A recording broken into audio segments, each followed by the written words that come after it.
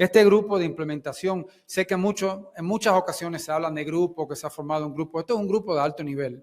Esto es un grupo de poner en vigor lo que hemos acordado en conjunto uno al otro, de cooperación.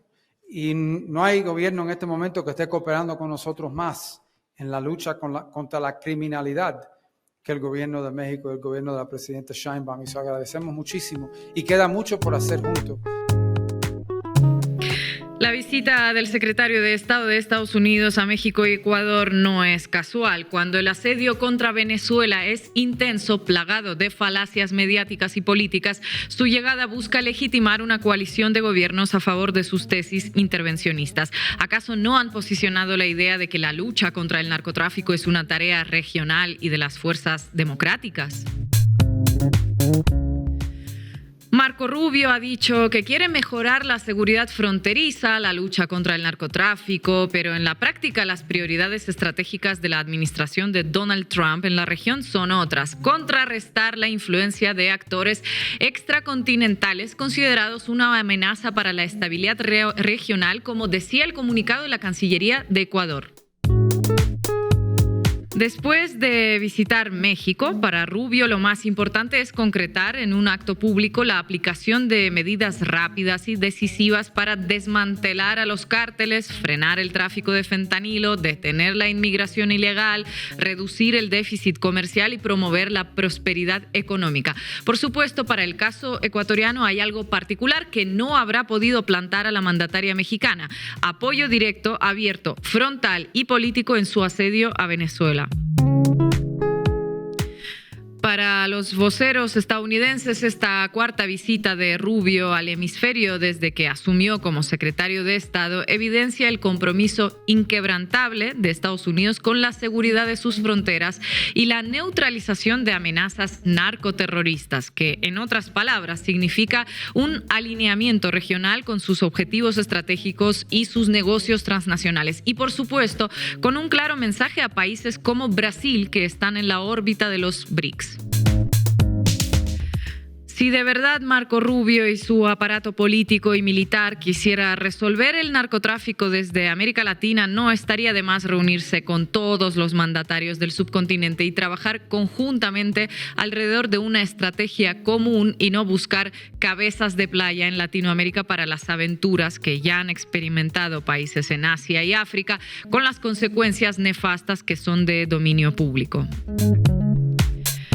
Decíamos esto en el editorial de Diario Red pocos días antes de la gira de Marco Rubio, del despliegue de Marco Rubio en México y Ecuador, una gira que realiza en plena ofensiva de Washington contra Venezuela.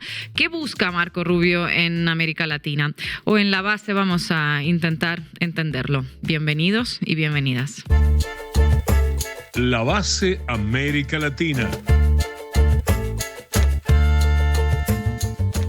Una reunión cordial de Claudia Sheinbaum con Marco Rubio, decía ayer la cuenta de la presidenta y la Cancillería mexicana. Agradecimiento de Marco Rubio a México y reconocimiento de México como uno de los principales socios en la región. Marco Teruggi, ¿qué trae tu tocayo a América Latina? Interesante los dos eventos en los que participó, en México y en Ecuador. En México con reconocimiento, tal vez un poco con esto del abrazo del oso, habrá que ver. Cierta amenaza velada también con lo que pasó con la lancha en el Caribe que vamos a analizar. Y en el caso de Ecuador va básicamente a un país que es una suerte de neocolonia estadounidense en este momento, con el gobierno de Daniel Noboa.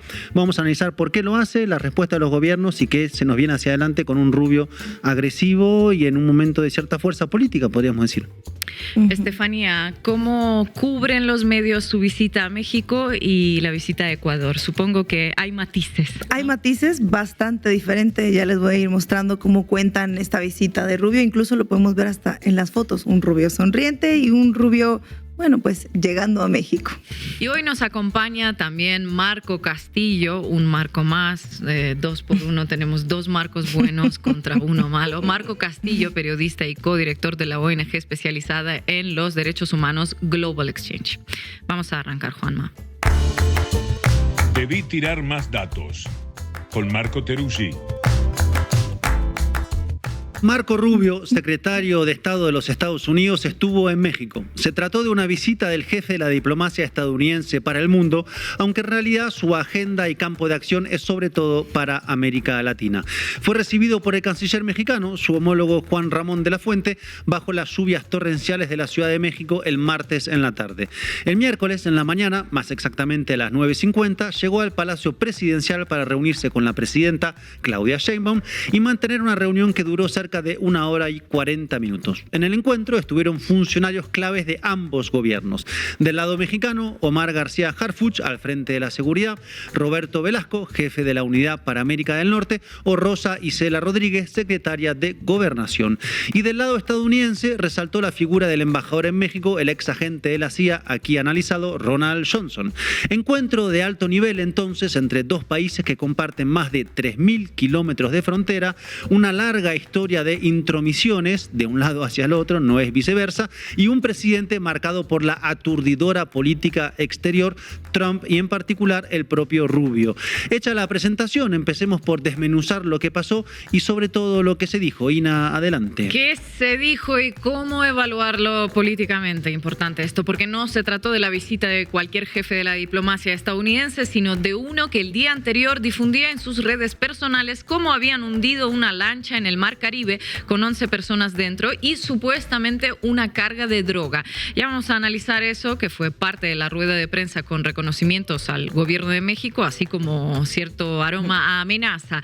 Pero empecemos, Marco, por el contexto de la llegada de Rubio a América Latina. Bien, porque además del ataque a la lancha que todos habrán visto y del cual vamos a hablar, la llegada de Rubio a México estuvo antecedida de lo que podríamos calificar de unos 8 meses, o sea, el tiempo que lleva Trump en el gobierno, de tire y afloje entre la Casa Blanca y México. En realidad, podríamos decir que fue una sucesión estos meses de amenazas de Trump, en particular arancelarias, seguidas de negociaciones hasta el momento exitosas para México, con halagos incluso a veces por parte del errático presidente estadounidense.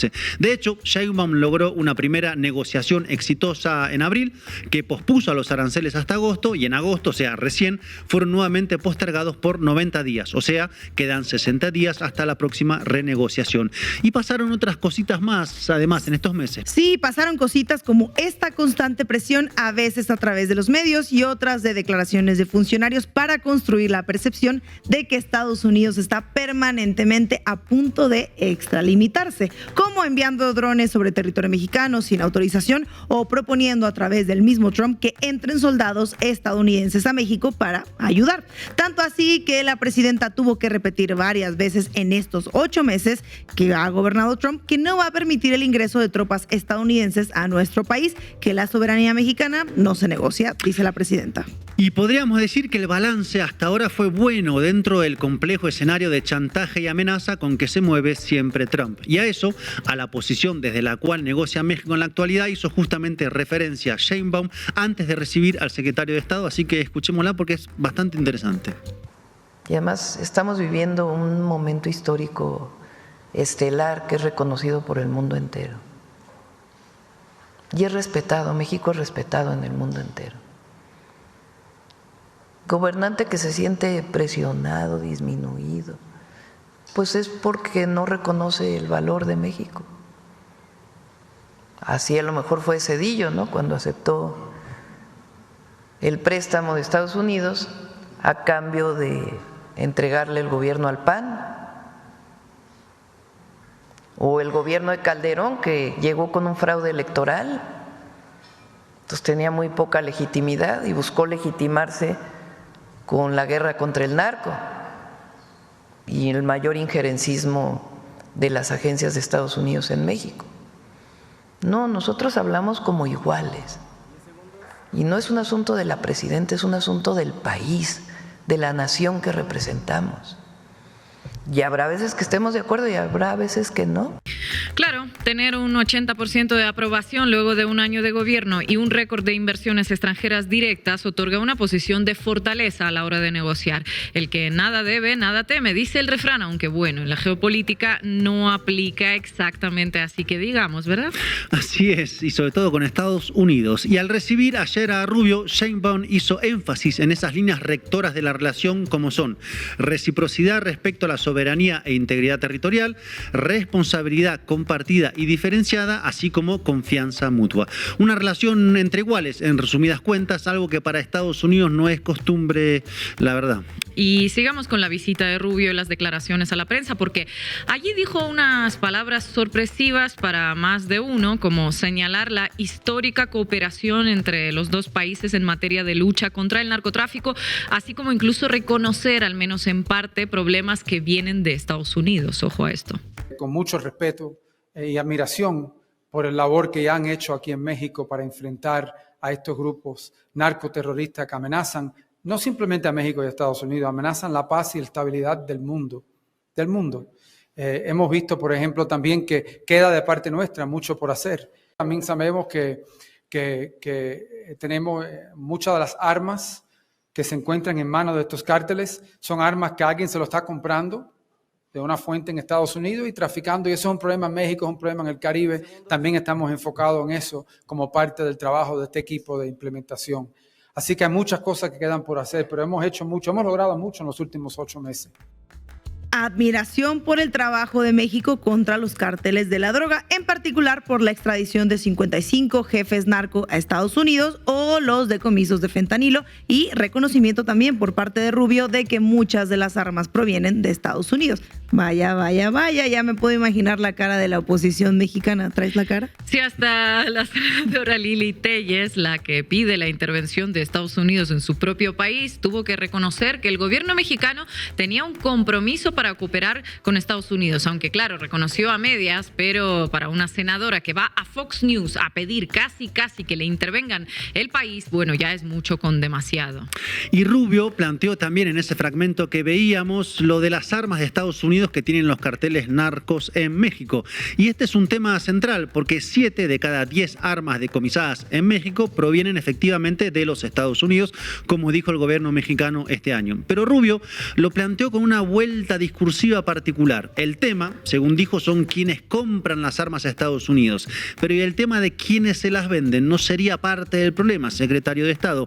Es como el asunto de los cárteles que tanto le preocupa a Estados Unidos. Parecen diluirse cuando llegan a territorio gringo.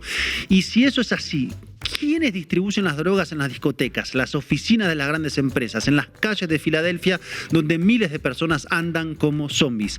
Lo que se llama fingir demencia, no asumir responsabilidad o hacerse el boludo, diríamos en Argentina. Este tema de los cárteles en Estados Unidos es clave y ya lo vamos a ir analizando quizá en un próximo episodio de La Base América Latina. Pero sigamos con las declaraciones que nos dejó la rueda de prensa entre Rubio y el canciller de la Fuente. Hoy llegamos a un muy buen entendimiento para darle forma y continuidad a un programa de cooperación que se sustenta en 4 principios fundamentales: el respeto irrestricto a la soberanía y a la integridad territorial, la responsabilidad compartida, la confianza mutua y la colaboración coordinada sin subordinación.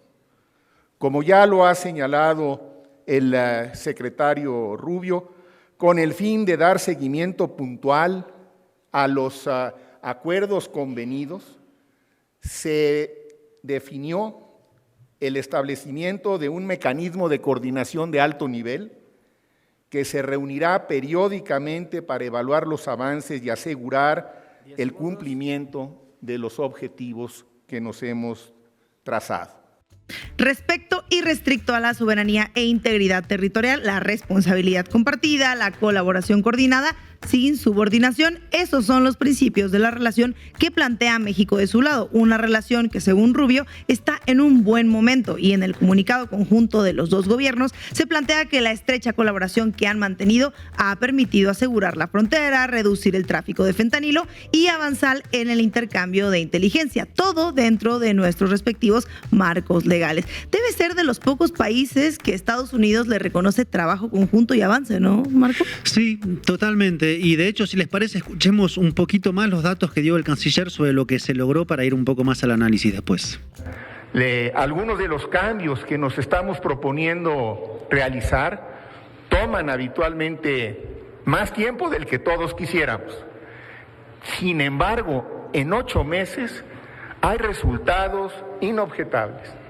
Los encuentros en la frontera han disminuido 93%, un poco más de hecho, de acuerdo a las últimas estimaciones.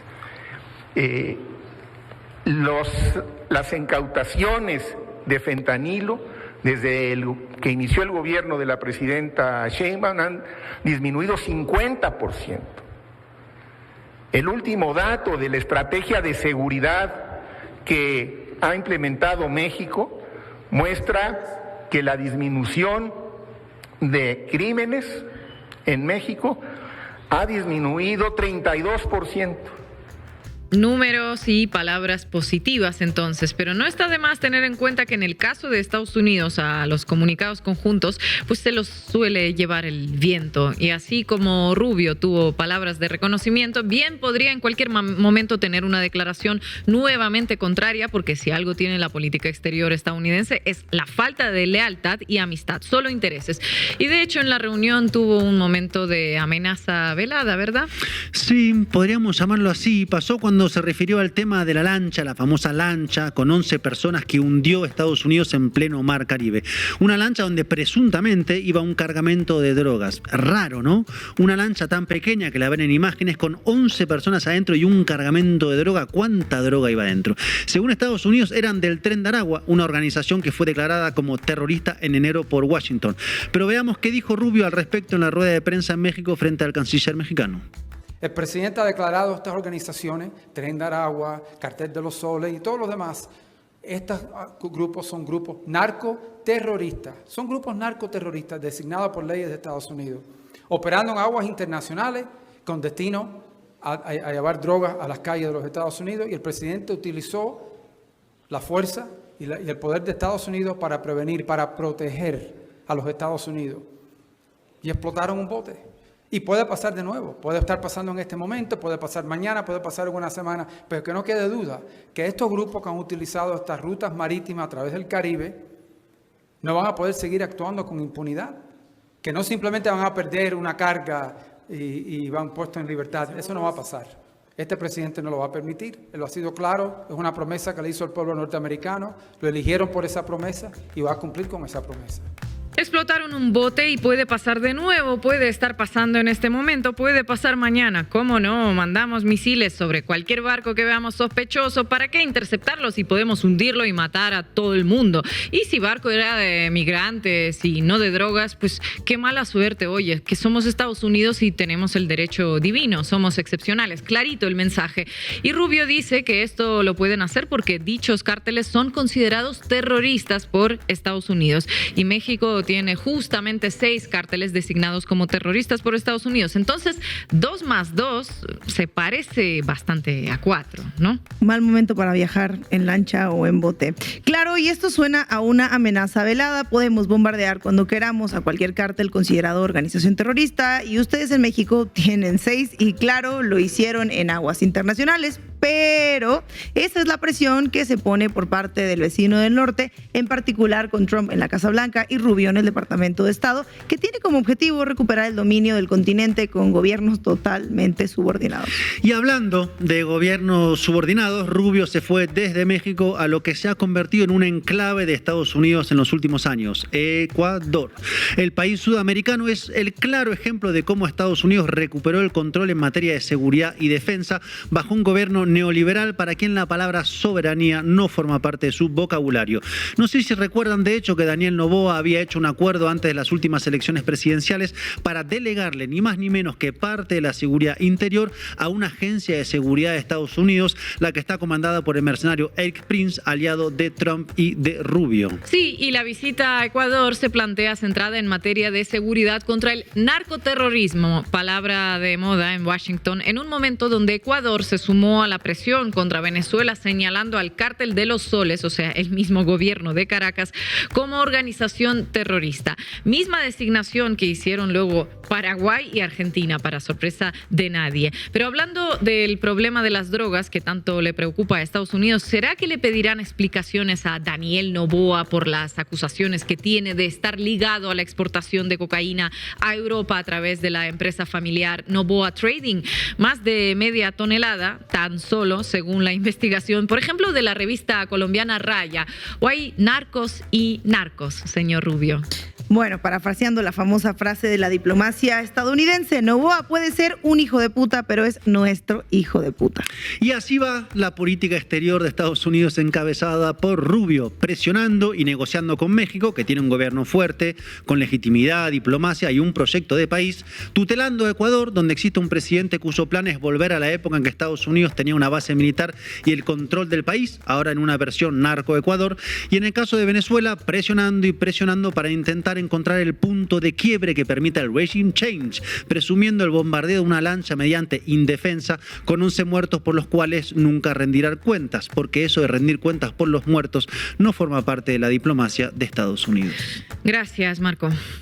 Dice mucho que México es un socio importante de Estados Unidos. Pero déjeme preguntarle, ¿el presidente Andrés Manuel López Obrador es un buen socio de Estados Unidos? México es un socio importante, el país, esas instituciones. El actual presidente desafortunadamente se dedica a decir disparates, a interferir en la política norteamericana. El país es un socio, pero este presidente no. Como de claro lo estaba dejando, ¿no? Vamos, compañera. Vamos arriba, vos. Cuéntamelo todo y exagera con Estefanía Veloz.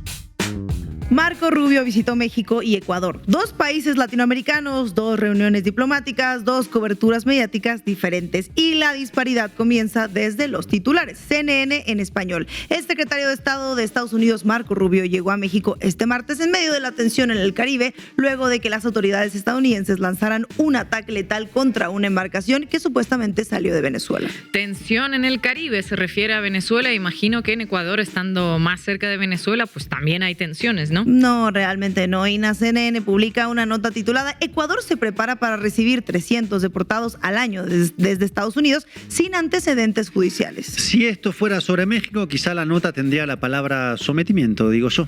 En el artículo sobre Ecuador, CNN publica textualmente el comunicado del Departamento de Estado sin ningún análisis. La gira tiene como fin desmantelar los cárteles, detener el tráfico de fentanilo, poner fin a la inmigración ilegal y contrarrestar actores extracontinentales malignos. Cuando se trata de Ecuador, CNN reproduce palabra por palabra la versión oficial, incluyendo términos como actores malignos, vayan ustedes a ver quién es, y para México, CNN crea un marco de crisis y conflicto. Y para Ecuador, CNN publica simplemente un comunicado oficial sin mucho más contexto. En México analizan, se adelantan a los resultados de la reunión, pero Ecuador, todo bien, lo que digan las fuentes oficiales. Los mismos temas, drogas, migración, cárteles, son tensión cuando se trata de México, pero cooperación cuando se trata de Ecuador. Mismo viaje, misma agenda, pero tratamiento diferente. ¿Por qué será, me pregunto? Opuesto, de hecho, como son los gobiernos de Ecuador y de México en este preciso momento, que no tienen ni relaciones diplomáticas.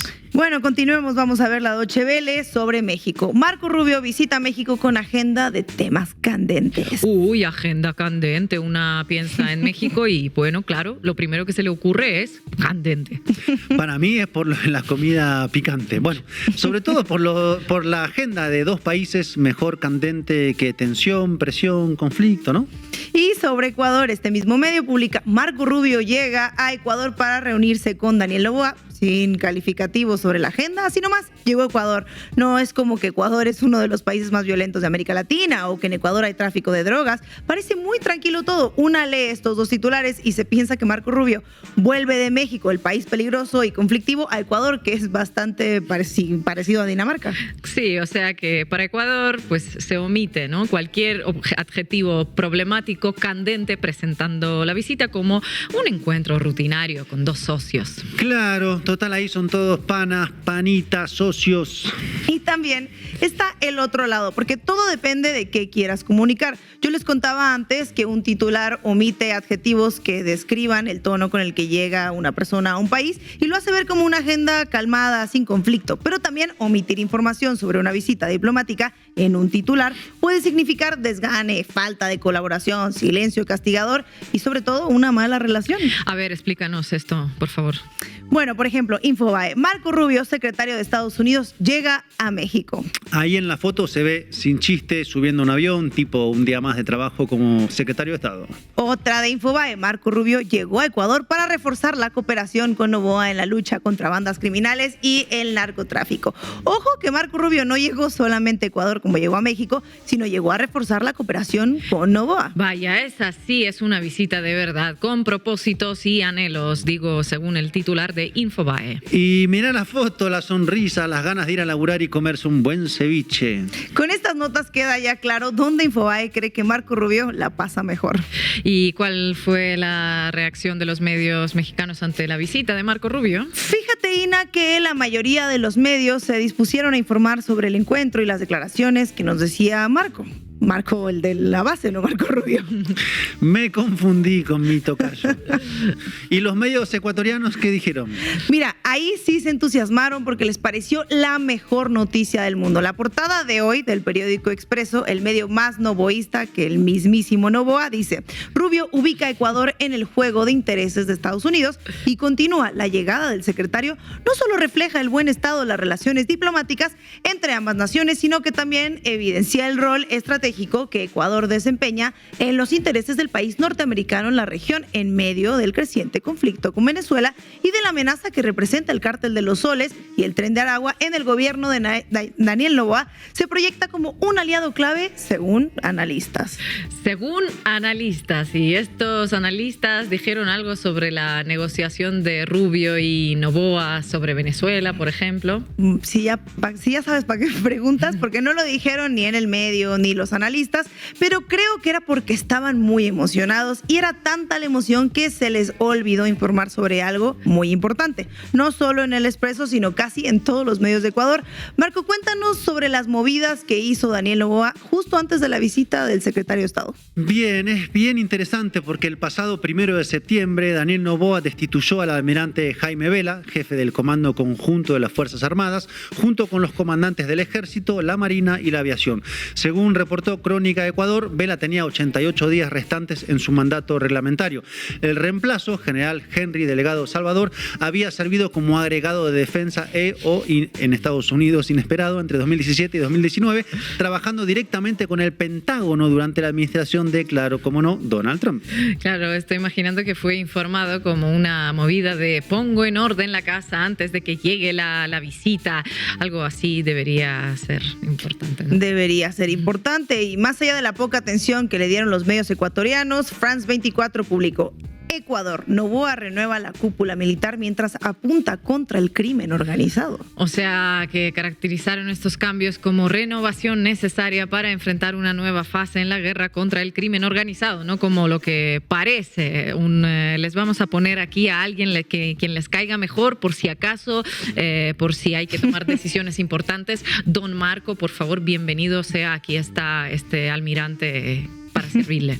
Antes de hablar de don Marco, y de hecho antes de irme, quiero contarles que el Miami Herald, en medio de confianza de Marco Rubio, publicó el primer viaje de Rubio a México como secretario de Estados Unidos. Se ha anticipado desde hace tiempo en México, donde Sheinbaum ha estado en una situación delicada. La primera presidenta mexicana izquierdista de toda la vida se ha esforzado por apaciguar a Trump en temas como narcotráfico, los aranceles y otros temas polémicos, a la vez que ha asegurado a su base nacionalista que no cederá ante las exigencias estadounidenses. Una izquierdista de toda la vida, vamos, si me lo preguntas, podría decirnos casi lo que piensan en Miami de México o el mismo Rubio sobre su propia visita. Este párrafo refleja el sesgo mediático. Cada palabra está calibrada para construir una narrativa predeterminada.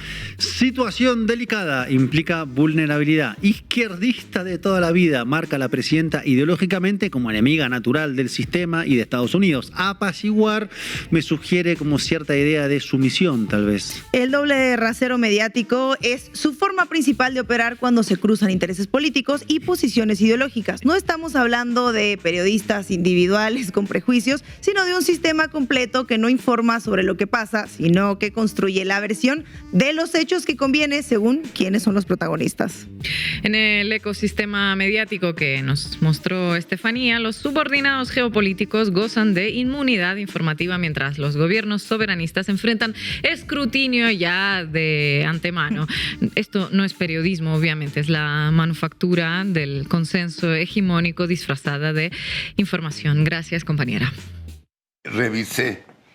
En la historia de México nunca se había dado que un presidente de México no haya ya estado presente y saludado al presidente de Estados Unidos durante 9 meses. Y según la rumorología, Trump no quiere verla. Punto. Y que no la va a recibir en Washington, según un amigo mío que sabe mucho y ahí guardo mi secreto.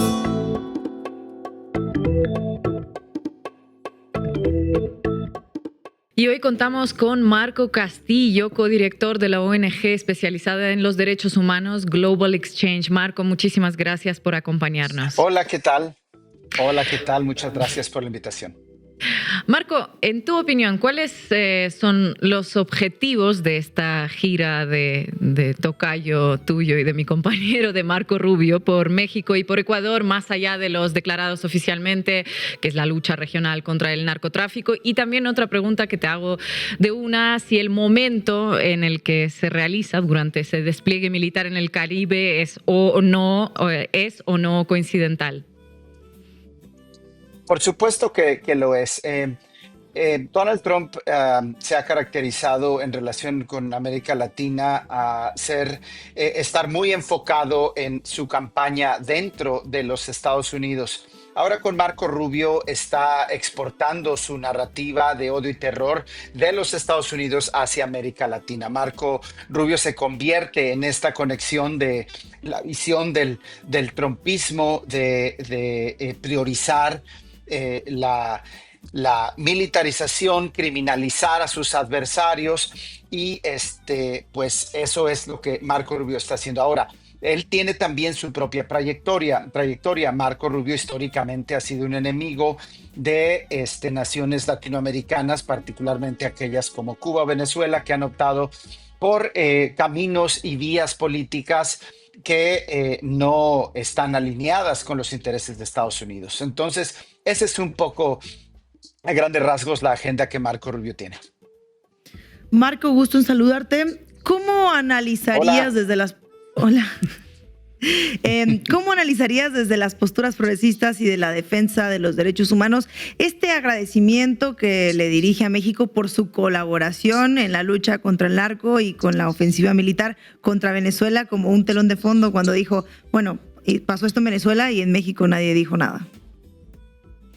Sí, pues es un poco la estrategia de divide y vencerás. Están tratando de crear narrativas contradictorias. No podemos olvidar que mientras Marco Rubio estaba tratando de reconocer los esfuerzos del gobierno de México, al mismo tiempo también Donald Trump estaba diciendo que la presidenta Sheinbaum tenía miedo. Entonces ellos van tratando de soltar algunas flores conforme los gobiernos le responden en función de sus intereses y van después provocando estos llamados a la guerra a partir de sus estrategias de negociación.